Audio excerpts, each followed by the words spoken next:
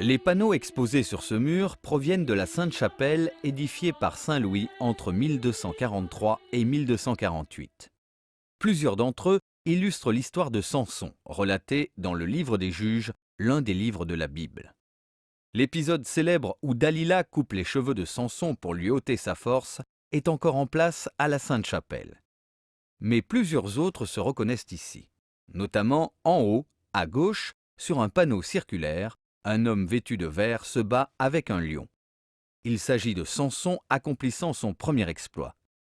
Signe de la force que Dieu a mise en lui, il déchire la gueule du lion. Placée au XVIIIe siècle dans une ouverture de dimensions différentes, l'œuvre a été retravaillée pour adopter cette forme circulaire. Ici, la qualité de la peinture appelée aussi grisaille, remarquable par ses grands traits, témoigne de la réelle maîtrise des peintres verriers chargés de la réalisation des vitraux de la chapelle royale. En bas du mur, le deuxième panneau à partir de la gauche figure l'aveuglement du héros par les Philistins. Au-dessus de Samson, qui est allongé dans le bas du panneau, les mains nouées dans le dos, un Philistin surgissant de la droite crève les yeux du héros.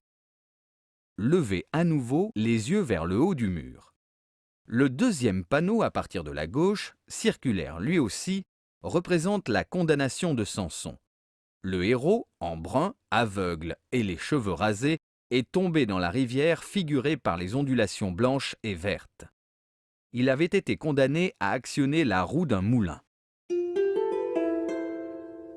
Complément d'information, la Sainte-Chapelle. La Sainte-Chapelle, située sur l'île de la Cité à Paris, servait d'écrin aux reliques très précieuses de la Passion du Christ. Les fragments de la vraie croix et de la couronne d'épines, acquises à Constantinople, y étaient conservés. Véritable cage de verre, la chapelle, dans ses parties hautes, est éclairée par 15 verrières et une grande rose du XVe siècle. Au terme des grandes campagnes de restauration du milieu du XIXe siècle, le service des monuments historiques a déposé au musée de Cluny, actuel musée national du Moyen-Âge, une trentaine de ces vitraux, dont ceux que vous venez de découvrir. La Sainte-Chapelle est aujourd'hui l'un des monuments les plus visités de France.